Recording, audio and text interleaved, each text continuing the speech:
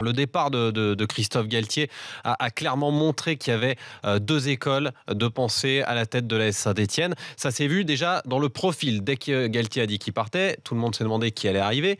Et d'un côté, Roland Romeyer a expliqué qu'il voulait, dans l'idéal, un Français, en tout cas un francophone.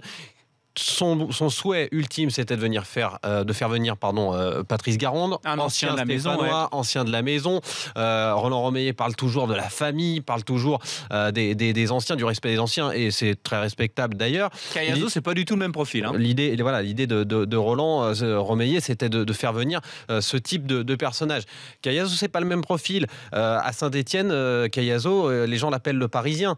Il voulait quelque chose de plus clinquant, de plus médiatique. Il a lâché quelques informations. Thierry Henry, Patrick Vieira. C'est vrai que c'est médiatiquement peut-être plus clinquant qu'Oscar Garcia ou Patrice Garande.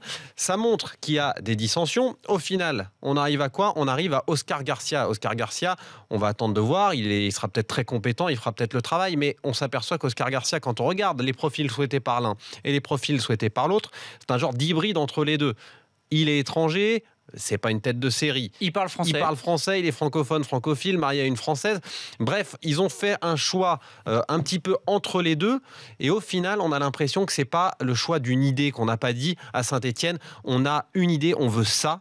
Mais on a pris quelque chose qui était un petit peu entre les deux, aussi parce qu'ils n'ont eu pas les moyens de faire Claudio Ranieri. Et c'est un petit peu inquiétant. Ce sur quoi je voulais venir surtout, c'est que pendant 8 années, l'AS Saint-Étienne a pu se caché, et je le dis... en matière de communication, oui, tu veux dire. En matière de communication, derrière un animal médiatique qui s'appelait Christophe Galtier. J'ai fait toutes ces conférences de presse pendant 9 ans. Je peux vous assurer que les confrères qui venaient de l'extérieur nous l'enviaient, Christophe Galtier, parce qu'il a toujours le sourire, il a la bonne réponse, le verbe facile.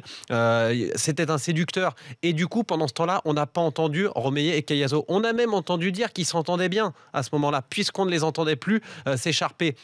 Aujourd'hui, je ne dis pas qu'ils s'entendent mal. Aujourd'hui, ce que l'on dit, c'est qu'il y a deux écoles, deux façons de penser, et que c'est pas du tout la même entre Romeyer et Cayazo, et que si par malheur, la méthode Oscar Garcia ne fonctionne pas bien, les dissensions vont revenir et vont éclater vraiment avec une certaine violence.